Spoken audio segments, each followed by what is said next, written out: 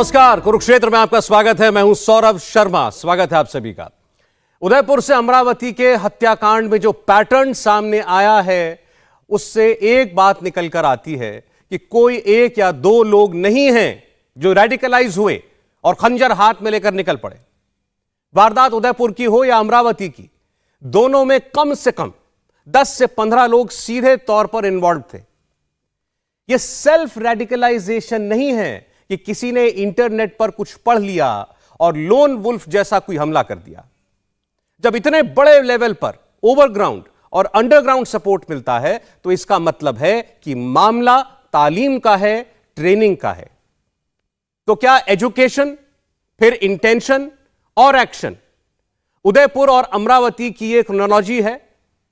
क्या मदरसों से जो इरफान, शाहरुख, अब्दुल, मुदस्सर या फिर रियाज, गौस, आतिफ निकले, वो कंप्यूटर की जगह खंजर ही पढ़कर आए और समाज में आकर खंजर ही देख रहे हैं, खंजर ही दिखा रहे हैं? अमरावती में कुछ लोगों को व्हाट्सएप स्टेटस से नूपुर का सपोर्ट हटाने के लिए धमकियां दी गई। धमकी का मतलब है डिलीट और डाई। मदरसों में क्या कुछ ऐसा पढ़ाया जा रहा है जिससे बच्चों के इंप्रेशनेबल माइंड्स, दिमागों को जिंदगी से ज्यादा मौत आकर्षक लगने लगती है? जियो और जीने दो की जगह मरने और मारने का जुनून भर दिया जाता है। तो आज हम कुरुक्षेत्र में लक्षण के बजाय बीमारी की जड़ पर बात करेंगे और हमारा सीधा सवाल है, क्या मदरसों में सर तन से जुदा यह पाठ पढ़ाया जाता है? क्या मदरसे मॉडर्न के बजाय मर्डरर पीढ़ी तैयार कर रहे हैं? और आज एक बात आप लोगों से कह देना चाहते हैं, आज बहुत सी बातें खुलकर होंगी, मर्यादा में होंगी लेकिन खुलकर होंगी। आज जो सच है वो आपके सामने रखा जाएगा, जैसा है वैसे का वैसा। तमाम सवाल होंगे, लेकिन सबसे पहले आज हम आपको सुनाना चाहते हैं एक पाकिस्तानी इस्लामिक स्कॉलर की बात। इनका नाम है जावेद घमडी। इन्हें पूरी दुनिया में गंभीरता से लिया जाता है। ये मदरसों के बारे में क्या कहते हैं आप खुद सुन लीजिए।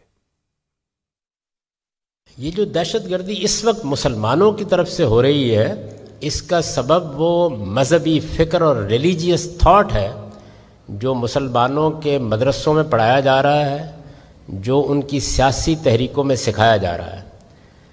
इसका बायस ये है, और इसमें 4 चीज़ें हर मदरसा पढ़ाता है, हर मजहबी मुफक्किर सिखाता है।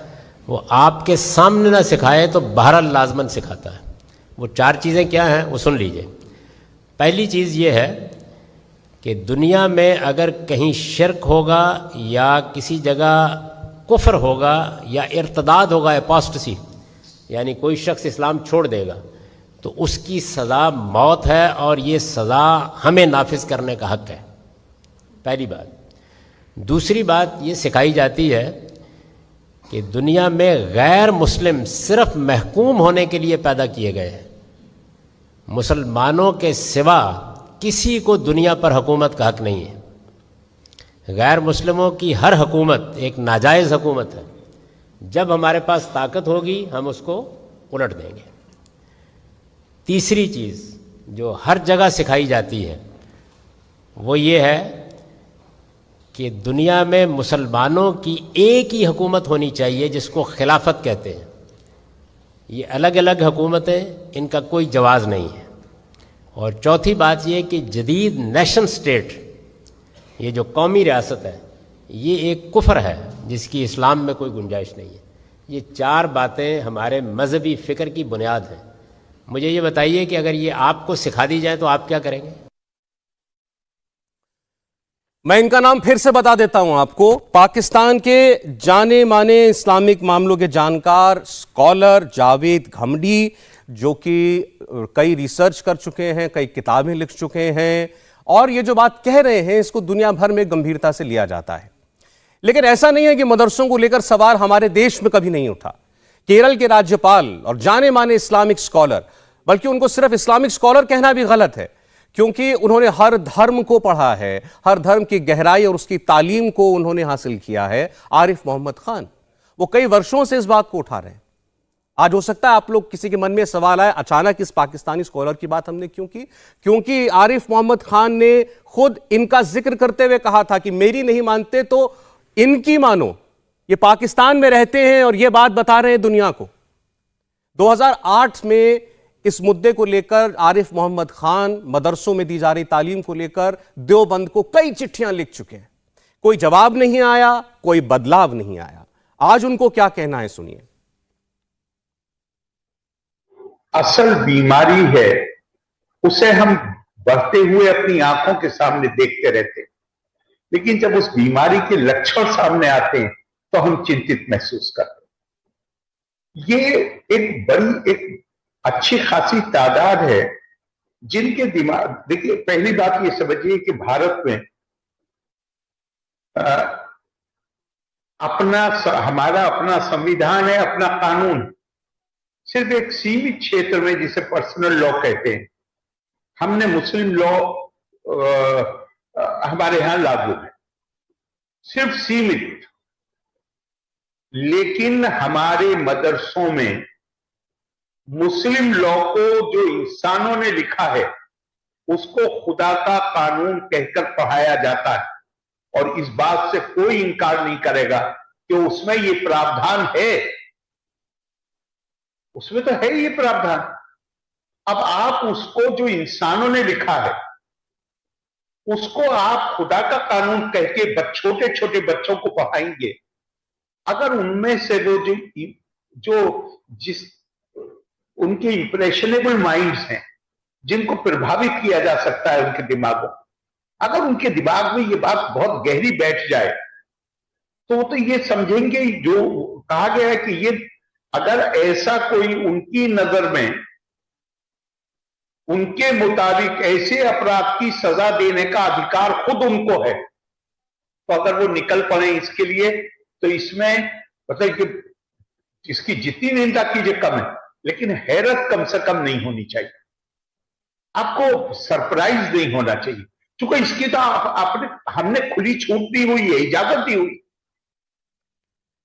दो बड़े विद्वानों की बात आपने आज सुनी है, और इसके पीछे की पृष्ठभूमि उदयपुर है, इसके पीछे आपने अमरावती में जो हत्याकांड देखा वो है। मैं अब मेहमानों को लाना चाहता हूं सीधे चर्चा में। रिजवान अहमद साहब जो है एडवोकेट हैं। रिजवान साहब, आपका बहुत स्वागत है, और इस्लाम की अच्छी जानकारी रखते हैं, सामाजिक मुद्दों पर चाहे किसी भी विषय पर अपनी राय बड़े बेबाक तरीके से रखते भी आ रहे हैं। बहुत स्वागत रिजवान जी। हमारे साथ आरजू काजमी जी हैं, पाकिस्तान से आज हमें ज्वाइन कर रही हैं। पाकिस्तान में जर्नलिस्ट हैं, पत्रकार हैं, और आप भी वहां ऐसे विषयों को छूने से कभी नहीं कतराती जिस पर क्रिटिसिज्म आए, या जो बात एक मेजॉरिटी को खराब भी लग सकती है। आरजू जी, आपका बहुत स्वागत है। जावेद बेग हमारे साथ जुड़ रहे हैं, जनरल सेक्रेटरी पीडीएफ हैं, कश्मीर से आते हैं, और जावेद बेग ने भी हर किस्म की रेडिकलाइजेशन के खिलाफ आवाज उठाई है, चाहे वो कश्मीरी पंडितों के साथ हुआ जुल्म हो या कोई और वाकयात हो। दूसरी ओर मुफ्ती मंजूर जियाई जी हमारे साथ जुड़ रहे हैं। मुफ्ती साहब, स्वागत है आपका। यास्मीन फारूकी जी जो हैं वो हमारे साथ, माफ कीजिएगा, हमारे साथ इस वक्त जुड़ रहे हैं डॉक्टर इफ्तिखार अहमद जावेद साहब, UP board of Madrasa education से हैं। डॉक्टर इफ्तिखार, आपका बहुत स्वागत है। और साथ ही एक और मेहमान मौलाना अली कादरी साहब हमारे साथ जुड़ रहे हैं, जो मरकजी अंजुमन कादरा से आते हैं। मौलाना साहब, आपका भी बहुत स्वागत है। तो मैं चर्चा की शुरुआत कर रहा हूं। रिजवान साहब, आपके पास आना चाहता हूं। दो लोगों की बात अभी हमने लोगों को सुनाई है, तो केवल दो लोगों की बात नहीं, सीधा सीधा सवाल है आज, ये पहले भी उठा, क्या मदरसों में ऐसा कुछ पढ़ाया जा रहा है जो देश के लिए खतरनाक है? क्या मदरसों में जो कुछ छोटे छोटे बच्चों को सिखाया जाता है वो उनके दिमागों को कत्ल गारत की ओर या हम कहें नफरत की ओर ले जाता है? जी शुक्रिया। जय हिंद, वंदे मातरम। माजरत के साथ कहूँगा, दोनों दानिशमंद जो आपने हमें सुनाए, दोनों की बहुत इज्जत है। भाई, इनके सामने टेक्निकली तो हम कुछ नहीं हैं, शायद 25 साल बाद आप हमारे भी ऐसे वीडियो दिखाएं, लेकिन दोनों ने हकीकत से पल्ला झाड़ा है। दोनों ने ड्रिबलिंग करके गोल मारा है, सारा ठीठरा मदरसे पर फोड़ दिया है, और पढ़े लिखे मुसलमान को क्लीन चिट दे दी है। Clean chit. भाई, हिंदुस्तान में 4% माना जाता है मुसलमान मदरसों में पढ़ के निकला है या पढ़ रहा है। बहुत खराब पढ़ाया जाता है, आतंकवाद सिखाया जाता है, हिंदू से नफरत सिखाई जाती है। चलिए मान लेता हूं, तो इसका मतलब यह हो गया कि 96% में कोई प्रॉब्लम नहीं है, सब ठीक है। मतलब उसे कोई प्रॉब्लम नहीं है, वो प्रोग्रेसिव भी है, लॉजिकल भी है, वो गलत बात को रोकता टोकता भी है, अब उन 4% को ये 96% समझाता भी है, उनको अच्छी रोशनी दिखाता है, अच्छी बात बताता है, अच्छा रास्ता दिखाता है, वतन परस्ती सिखाता है, हिंदुओं का सम्मान करना सिखाता है। इन दोनों दानिशमंदों का यह मतलब है क्या? अगर मेरे सामने बैठे हैं और मैं ये सवाल पूछ लूं तो अल्लाह जाने वो इसका जवाब क्या देंगे मुझको कि 96 ठीक है, 4 में बेचारे में प्रॉब्लम है। ठीठरा ना फोड़िए, अब तीसरे की सुन लीजिए, तीसरे दानिशमंद की हकीकत क्या है। मौलाना आजाद भी बड़े काबिल आदमी थे। सन 58 में उनका इंतकाल हुआ और सन 55 में हिंदू लॉ कॉडिफाई हुआ। उन्होंने शरीयत हटाने के लिए कुछ किया? जाकिर हुसैन साहब बहुत पढ़े लिखे थे, वेल एजुकेटेड। क्या किया? शरीयत हटा के यूसीसी लाने की कभी बात की? हामिद अंसारी साहब बहुत पढ़े लिखे थे, क्या दे दिया? क्या शुक्रिया कर दिया हिंदुस्तान का जब अपना कार्यकाल खत्म करने के बाद जा रहे थे। अरे शाह फैजल कौन से मदरसे में पढ़ा? हिंदुस्तान ने उसको सर पर बिठाया, आईएएस टॉप कराया, इस देश को गालियां दे रहा था, सरकार को गालियां दे रहा था, पूरी कश्मीरी कौम को भारत के खिलाफ भड़का रहा था। वो बात अलग है, जब जूते लगे तो अकल दिमाग में आई और फिर से अब एप्लीकेशन डालिए कि मुझे वापस आईएएस बना दो। नसरुद्दीन मेरे भाई कौन से मदरसे में पढ़े हैं? सलमान खुर्शीद अपनी किताब में लिखते हैं, सनराइज ओवर अयोध्या में पेज नंबर 102 में मेरे पास रखी है, कि मुसलमानों को मंदिर तोड़ना हिंदुओं ने सिखाया, क्योंकि मुसलमानों के आने से पहले यहां पर हिंदू एक दूसरे की मान्यताओं के मंदिर तोड़ा करते थे, तो मुसलमानों ने यही देखा और वो भी हिंदुस्तान में ये करने लगे। ये सलमान खुर्शीद लिख रहे हैं, पेज नंबर 102, किताब का नाम सनराइज ओवर अयोध्या, देख लीजिएगा। अरे साहब, आंख बंद करने से अंधेरा होता है, रात नहीं। सच बोलने से रास्ता दिखता है। ये सब रफू करते हैं, हिंदुओं के बीच में बैठ के बोल देते हैं भाई मदरसों में बहुत गलत पढ़ाया जा रहा है। अब सौरभ भाई सोचते हैं देखो यार ये रिजवान कितना अच्छा मुसलमान है, बेचारा खुद परेशान है मदरसों से। ये इन बातों में ना आइए, सबसे बड़े कल्प्रिट ये पढ़े लिखे मुसलमान हैं। मदरसों वालों को उंगली ना उठाइए, पहले बैरिस्टर ओईसी का दिमाग ठीक करिए, फिर all India personal law board को मॉडर्न करिए, फिर नसीर को मॉडर्न करिए, फिर जमरुद्दीन शाह जनरल साहब को मॉडर्न करिए, उसके बाद आप शाह फैजल को मॉडर्न करिए, उसके बाद मदरसों को मॉडर्न करिए। साहब, मदरसे अपने आप मॉडर्न हो जाएंगे अगर पढ़ा लिखा मुसलमान सच बोलने लगे। हकीकत यह है कि पढ़ा लिखा मुसलमान इस देश के लिए मदरसों से ज्यादा खतरनाक है। कैसे?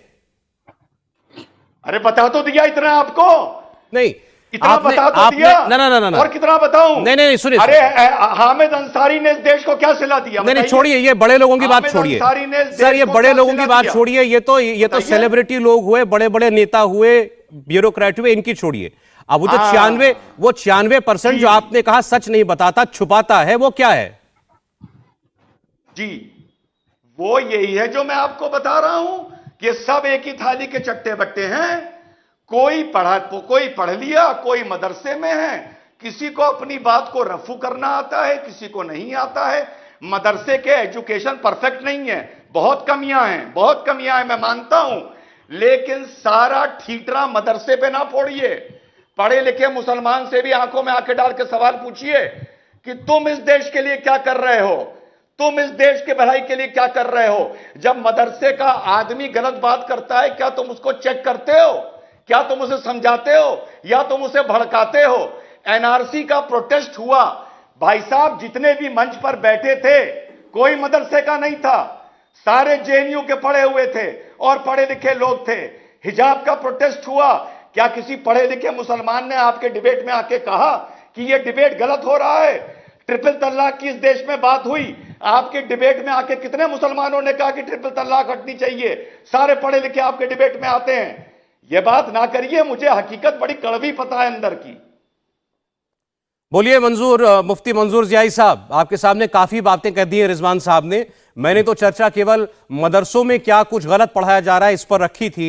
उन्होंने इसी बात पर एतराज कर दिया कि सिर्फ मदरसा क्यों, बाकी जो मुसलमान हैं उससे भी सवाल कीजिए कि उनकी क्या सोच है देश को लेकर के। मैं फिर कह रहा हूं, ये मेरा सवाल नहीं है, ये डॉक्टर रिजवान का सवाल है और मुझसे है कि मैं ये पूछूं।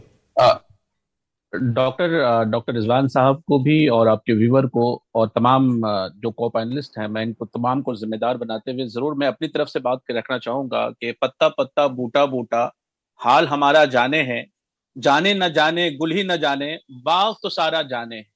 कंडीशन हमारी क्या है, मदारिस इस्लामिया मुल्क के अंदर में किस तरीके से पनपती है, किस तरीके से रहती है, कौन सी टूटी चटाई पर बैठकर, कौन से फटे बिस्तर पर को पहन सोकर, कौन से फटे कपड़े को पहनकर, किस आहो बका के साथ अपने तालीम दीन को हासिल करके मुल्क के अंदर में प्यार मोहब्बत इखवत भाईचारगी आपसी मिलन, मुल्क से वफादारी, मुल्क के लिए लड़ना, मुल्क के लिए जीना, मुल्क के लिए मरना, हजारों नहीं हजारों हजार की तादाद में आजादी मुल्क के वक्त में मुजाहिदाने आजादी जो इसी मदरसे से पढ़े हुए लिखे हुए लोग थे जिन्होंने अपना सब कुछ कुर्बान कर दिया इस वतन के लिए, अगर उसी मुसलमान को और उसी मदरसे के ऊपर में उंगलियां उठाई जाती हैं तो बड़ा दुख होता है। क्योंकि ना हमारे पास अच्छे बिस्तर होते हैं, ना हमारे पास अच्छा खाना होता है, ना हमारे अच्छी प्लेटें होती हैं, ना हमारी इमारतें अच्छी होती हैं, लेकिन हमारे पास दो चीजें जरूर होती हैं, वो होता है प्यार और वो होती है मोहब्बत, वो होता है भाईचारा, एक दूसरे को तय प्यार और मोहब्बत बढ़ाना और दीन की तालीम के साथ कुरान की तालीमात से दिलों को आरास्ता करना और पैगंबर अलैहिस्सलाम की बात को पढ़ करके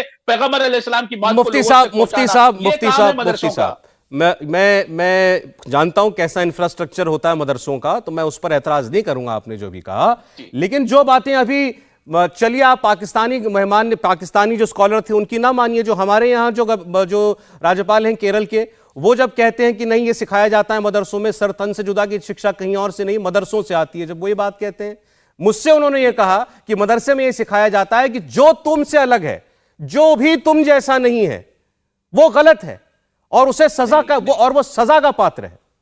नहीं नहीं नहीं, ये बिल्कुल ही नहीं है। मैं आपको बहुत ही वाज़ेह लफ्जों में एज अ मुफ्ती बता रहा हूं और आपके व्यूवर भी इस बात को सुन रहे होंगे और आप भी इस बात को समझेंगे कि इस्लाम के अंदर में दो चीजें बहुत ही अहम है। इस्लाम के अंदर में कॉमन मुसलमान को किसी को भी सजा देने का इख्तियार नहीं है। जुडिशनरी जो होती है वो सजा, मैं सर इस्लाम में क्या लिखा है वो नहीं पूछ रहा हूं, मैं ये पूछ रहा हूं जो मदरसे में पढ़ाया जा रहा है, जो इल्जाम लगा है, ये इल्जाम है, ये यकीनन इल्जाम है सौरभ शर्मा साहब, क्योंकि मदारिस इस्लामिया में इस किस्म की कोई बात नहीं पढ़ाई जाती है। वहां पर इस तरीके की जुडिशरी नहीं सिखाई जाती है कि आप किसी को अलग कर दो, किसी को कत्ल कर दो या किसी को मार डालो। ये जो नारा है ना, हमारी बहन जो पत्रकार बैठी है काजमी साहिबा, वो बताएंगे आपको कि यह नारा इस्लाम का नारा नहीं है, ये मुसलमानों का नारा नहीं, ये पाकिस्तान का नारा है। तो हिंदुस्तान में क्यों लगा, 70 से जुदा? ये मुफ्ती साहब फिर हिंदुस्तान में क्यों लगा है नारा? और अब ये मत पूछिएगा कहां मैं वीडियो दिखा दूंगा। बिल्कुल बिल्कुल, मैं आप बता सकता हूं आपको, अगर हिंदुस्तान में ये नारा लगा है तो ये कहीं ना कहीं ये कमियां हैं, हमारे इंटेलिजेंस के लोगों ने इस पे तवज्जो देना चाहिए और ऐसे लोगों को उठाकर साहब इंटेलिजेंस क्या करेगी? सैकड़ों हजारों की तादाद में लोगों ने बाहर निकल के ये नारे लगाए हैं, आप कह रहे हैं इंटेलिजेंस की बात है? कहां सुन लिया उन्होंने नारा? सब पाकिस्तान के टीवी चैनल देखते हैं क्या बात कर रहे हैं आप? ये मदरसे में नहीं सिखाया जाता, ये मदरसे में नहीं पढ़ाया जाता है कि किसी को कत्ल कर दो, किसी को मार डालो। जो भूखा इंसान दूसरों को कैसे मारेगा, जिसके पास नियत्ते होते हैं वो दूसरों को कैसे मारेगा? अच्छा, मैं आ रहा हूं मौलाना साहब, अली कादरी साहब आपके पास भी आता हूं। आरजू एक सेकंड आप भी रुकिएगा, डॉक्टर इफ्तिकार आप भी जी। मैं चाह रहा हूं इसका एक जवाब डॉक्टर रिजवानी आपको दे दे, सवाल इनका था, फिर बाकी मेहमानों में चर्चा पूरी करेंगे। जी डॉक्टर रिजवान। देखिए मैं फिर वो अभी देखिए मेरे दिमाग में एक और कैरेक्टर आ गया। अभी गोरखपुर की घटना है ना, वो आईटी कानपुर का लड़का था ना जो छुरा लेके अंदर घुस रहा था गोरखनाथ मंदिर में। आईटी कानपुर मदरसा है क्या जनाब? हाँ, गोरखनाथ मंदिर, वो क्या मदरसा है? देखिए अभी जो मुफ्ती साहब ने कहा, एक तो जो दो मौलाना आए उन दोनों से मैं प्यार बहुत करता हूं, ज्यादा उनकी बात नहीं काट सकता, कादरी साहब की भी नहीं ज्यादा काट सकता और मुफ्ती साहब की भी नहीं काट सकता। देखिए हमारे लिटरेचर, चाहे कुरान पाक हो चाहे हदीसें हों, हदीसें तो 200 साल बाद लिखी गई, उनमें हमें ऐसी आयतें पढ़ने को मिल जाती हैं जिनका बड़े आराम से ऐसा इंटरप्रिटेशन हो सकता है, जैसे 5/33 है कि अगर कोई हजूर की शान में, इस्लाम की शान में दुनिया में गुस्ताखी करे तो उसे तुम्हें सजा देने का हक है। साफ साफ नहीं लिखा हुआ है, साफ साफ नहीं लिखा है, लेकिन इंटरप्रिटेशन। और आप क्या समझते हैं कि अगर कोई बात मान लीजिए गुस्से में आके नुपुर के मुंह से निकल गई, मान लीजिए एक शब्दावली गलत हो गई, तरीका गलत हो गया, तो सिर्फ ये जो 4% लोग मदरसे में हैं उन्हें बहुत तकलीफ हुई और बाकी 96 ने कहा चलो भाई माफ कर दो, कोई बात नहीं। क्या आप इस प्रॉब्लम को सौरभ भाई इतना सिंपल समझ रहे हैं? अब एक आपको एक्सेप्शन तो लेना पड़ेगा। 99.99% मुसलमान, मदरसे का हो, पीएचडी हो, एमबीए हो, फलाना हो, धमाका हो, पत्रकार हो, वकील हो, कुछ हो, वो ये मानता है कि अगर इस्लाम और हजूर की शान में गुस्ताखी करोगे तो तुमने सजा को दावत दी है।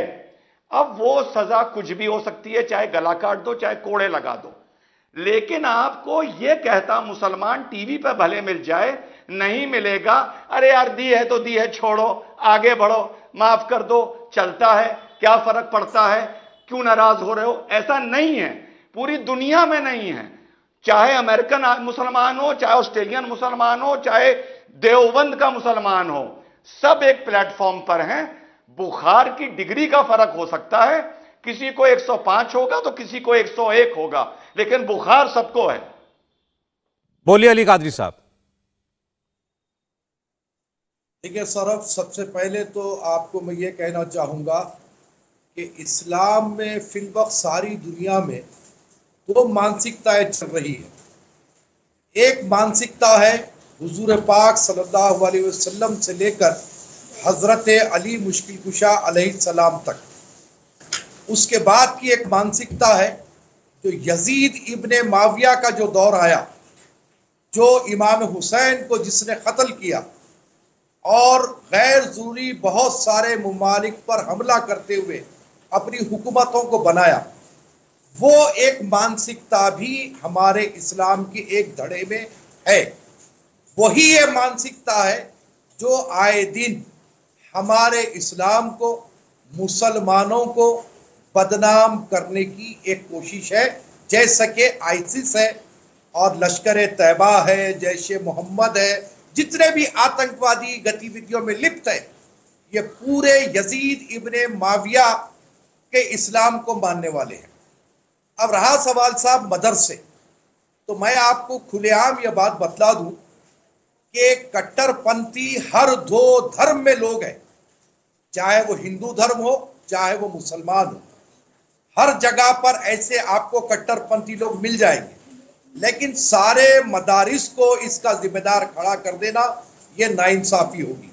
और रही बात साहब कि आपके हाथ में हुकूमत है, मोदी जी हो, अमित शाह जी हो, अगर ऐसी कोई इत्तलात हमें उसूल हो रही है तो हमें चाहिए कि सारे मदरसे के जिम्मेदारान को बुलाएं और जो भी लोग फसाद नहीं चाहते, जो इस्लाम को अच्छी तरीके से जानते हैं, उनको बुलाएं, बिठाएं, बात करें। और अगर कहीं पर भी कोई ऐसा मदरसा निकल जाता है जहां से गलत तालीम के अंदेशात हमें दिख रहे हैं तो फिर उसके खिलाफ में कार्रवाई होनी चाहिए। अब सरकार जो करेगी सो करेगी। अब हम यहाँ बैठे सरकारों से उम्मीद करते रहे तो फिर बाकी लोग क्या करेंगे, समाज क्या करेगा, हम सब, आप लोग सब, हम सब लोग किस लिए हैं फिर? ये चर्चाएं किस लिए हो रही हैं फिर? ये बातें होंगी जब खुल के, तभी जो है सरकारों तक भी पहुंचती है। अब जैसे मैं आपसे साफ साफ पूछता हूं मैं आपसे, आप इनको जो मर्जी माने, आप माने कि ये कोई स्कॉलर है या नहीं है, जावेद घमंडी जिनकी हमने बात सुनाई, इन्होंने कहा कि कोई भी व्यक्ति आपके सामने माने या न माने, लेकिन यह सच है कि हर मदरसे के अंदर, रिजवान साहब कहेंगे फिर मदरसों को क्यों कह रहे हैं, उन्होंने कहा हर मदरसे के अंदर 4 बातें सिखाई जाती हैं। पहला, शिर्क, कुर्फ और इब्तिदाद, अगर मैं सही बोल रहा हूं तो अपोस्टेसी, इस्लाम को जो नहीं मानता, यह काम करने वाला यह मौत की सजा का हकदार है और कोई भी व्यक्ति इनको यह मौत की सजा दे सकता है। दूसरा, गैर मुसलमान कोई भी व्यक्ति हो, वो केवल गुलाम बनने के लिए, रियाया बनने के लिए, वो केवल वही बन सकता है, वो कभी हुकूमत नहीं कर सकता।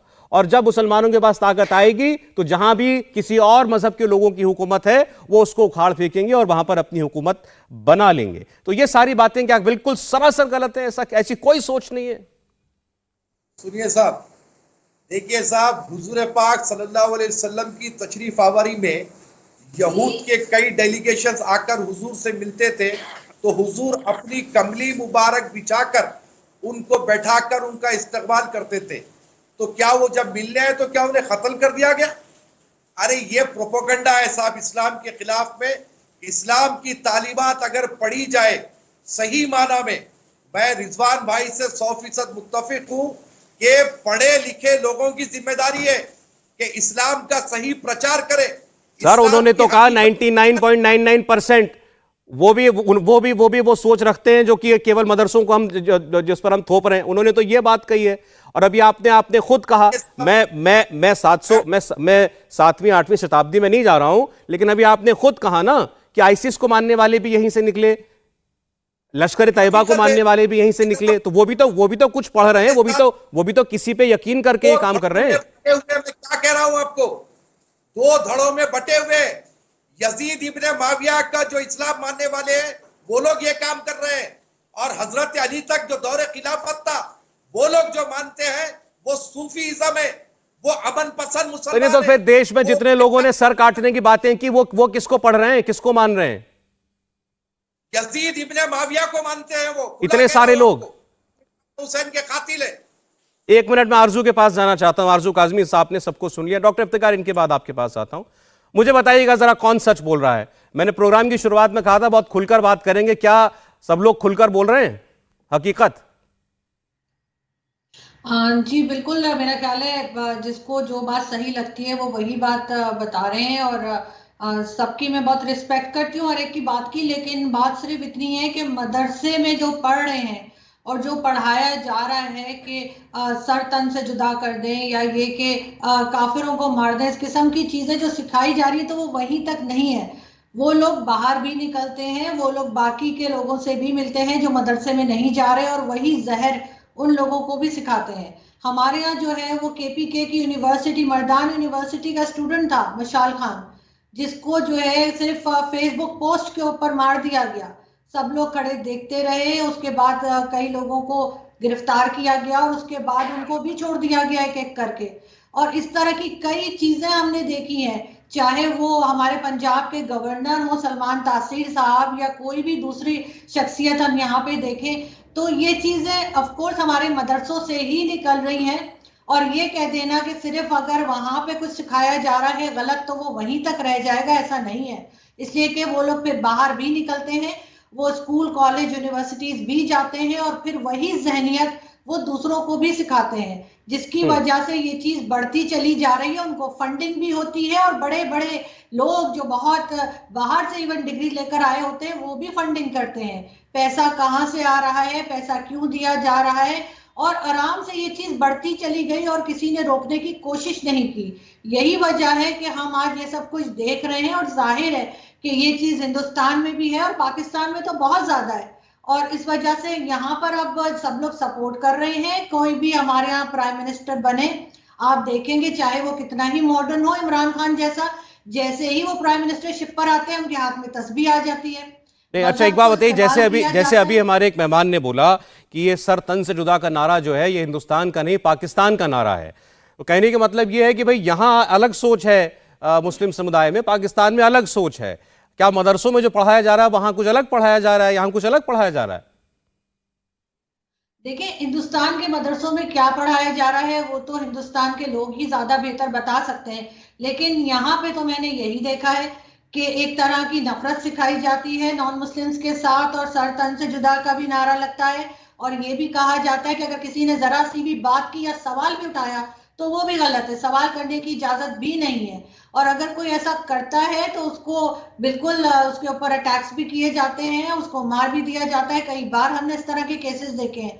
तो इस चीज से इनकार नहीं किया जा सकता, और ये नहीं कहा जा सकता कि मदरसों में सब कुछ ठीक हो रहा है और मदरसे जिम्मेदार नहीं है। इन मदरसों को बंद होना चाहिए, एक निज़ाम तालीम होना चाहिए, और जब तक ये मदरसे के ऊपर कंट्रोल नहीं करेंगे इस तरह के लोग बाहर निकलते रहेंगे। और ये कहना कि जी यूनिवर्सिटी में कुछ नहीं हो रहा या यूनिवर्सिटी वाले भी ऐसा कर रहे हैं, तो वो भी तो उन लोगों से मिल रहे हैं, वही लोग उनके साथ भी जमा है। आपके पास बेशुमार आपको जो है यूट्यूब पे वीडियोस मिल जाएंगी। खासतौर पे अगर मैं पाकिस्तान की बात करूं तो यहाँ के पढ़े लिखे डॉक्टर, इंजीनियर या कोई साइंटिस्ट तक इस माइंडसेट के हो सकते हैं।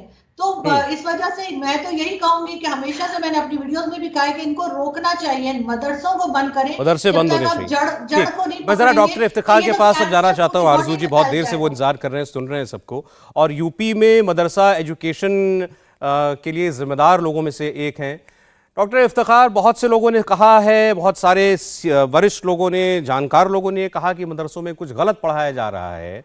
आप तो मदरसा एजुकेशन देख रहे हैं, बताइए कुछ गड़बड़ है जो नहीं सामने आ रही? देखिए, पिछले अभी मैं 9.5 महीने पहले इस यूपी के मदरसे बोर्ड का चेयरमैन बनाया गया और उसके बाद से लगातार मदरसों में जाकर के मैं बहुत सारे मदरसों में विज़िट कर चुका हूं, बहुत सारे मदरसों में जाकर के मैं प्रोग्राम में शामिल हो चुका हूं। पाकिस्तान के पत्रकार क्या बोलते हैं, मुझे तो उनकी बातों में क्या है, उनका तो देश 75 सालों से यही सब कर रहा है, यही सब सीख रहा है।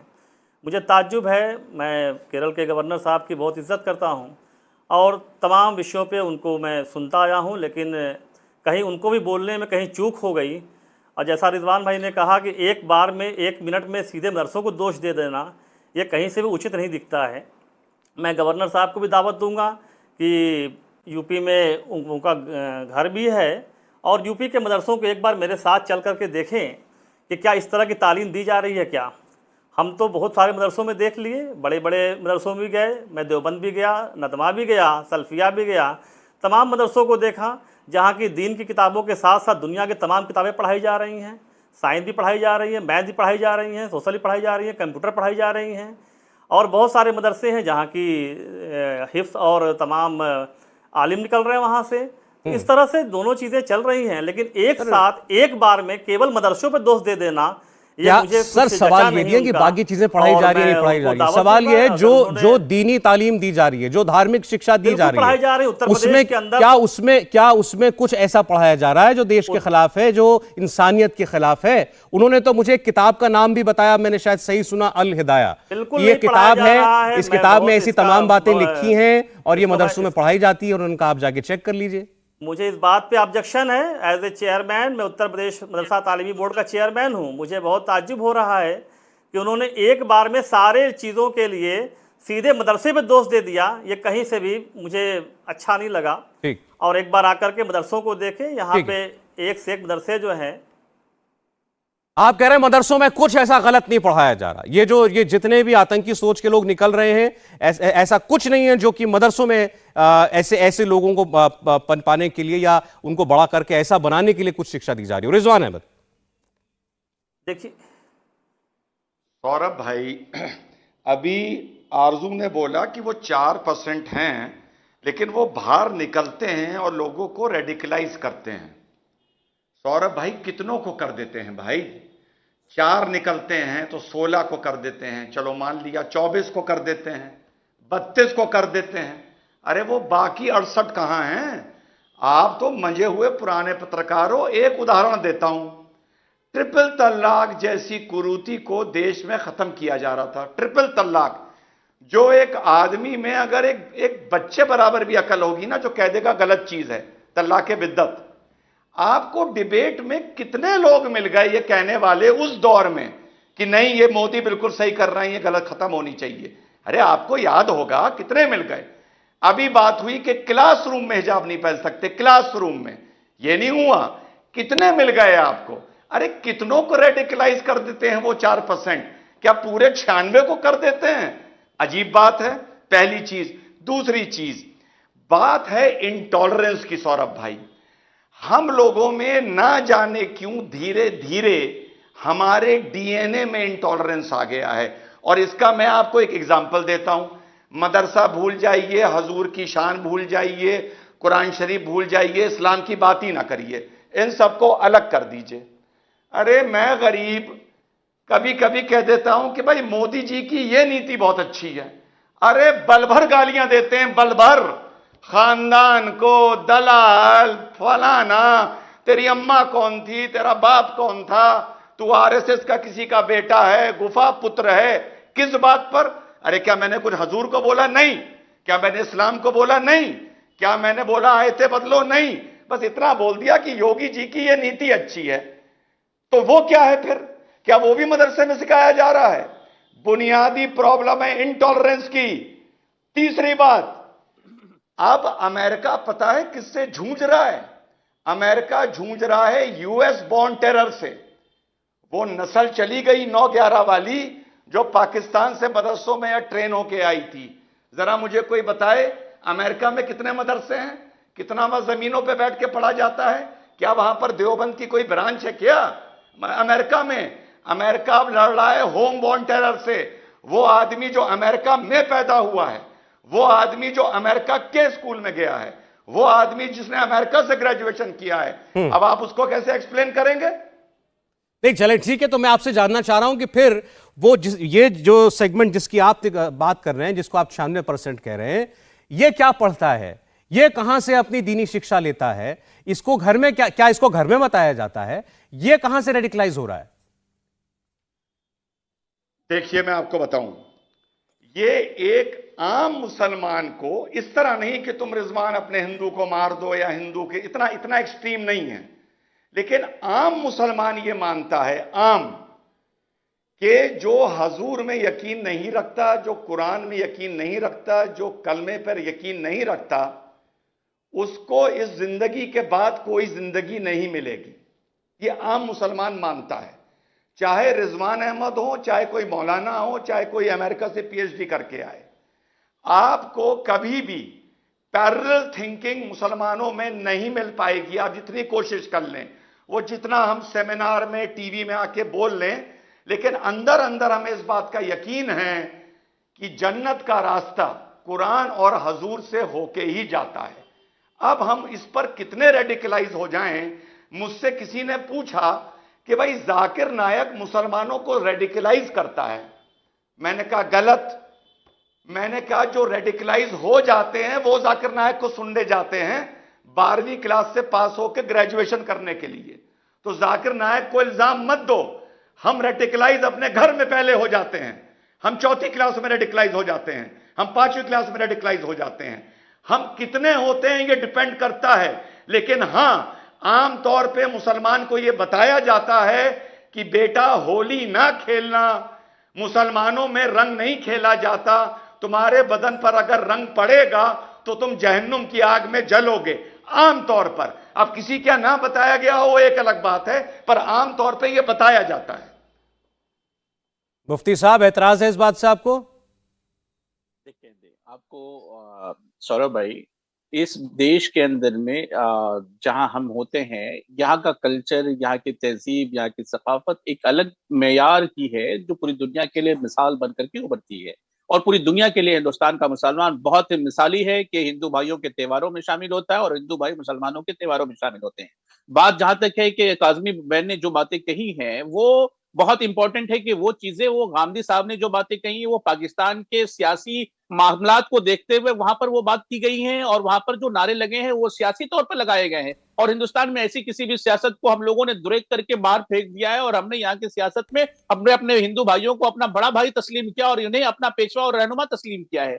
ये हमारे हिंदुस्तान का कल्चर है और वो उनके वहां का कल्चर होगा। लेकिन बात जहां कुरान और हदीस की होती है, रसूलुल्लाह के दीन की होती है, तो वहां पर हर एक मुसलमान इस बात से मुत्तफिक होता है कि हमारा दीन, हमारा ईमान जो है हिंदुस्तान के कॉन्स्टिट्यूशन के तौर पर हिंदुस्तान ने जो आजादी दी है आर्टिकल 30 के तहत में, उसके तहत में हमारे ऊपर में बिल्कुल मुकम्मल आजादी और उसके हिसाब से हम जीते हैं। इस मुल्क में बहुत खूबसूरत है हमारा मुल्क और यहाँ के लोग। ऐसी सूरत हाल में वो लोग जो गलत करते हैं उनके ऊपर में कड़ी कार्रवाई करने की मांग जिस तरह आप करते हैं, जिस तरह हम करते हैं, हर एक शख्स करता है। क्योंकि अगर वो शंभू ने किया था तो आपने भी किया था, हमने भी किया था।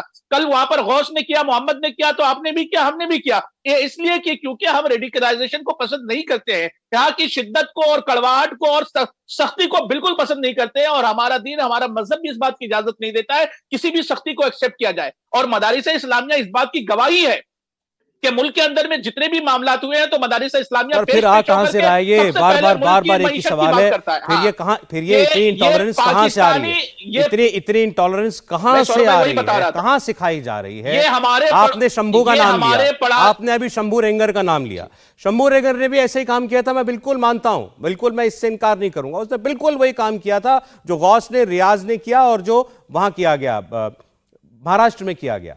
लेकिन शंभू को उसकी तालीम जो है किसी रिलीजियस किताब ने, धार्मिक किताब ने नहीं दी थी।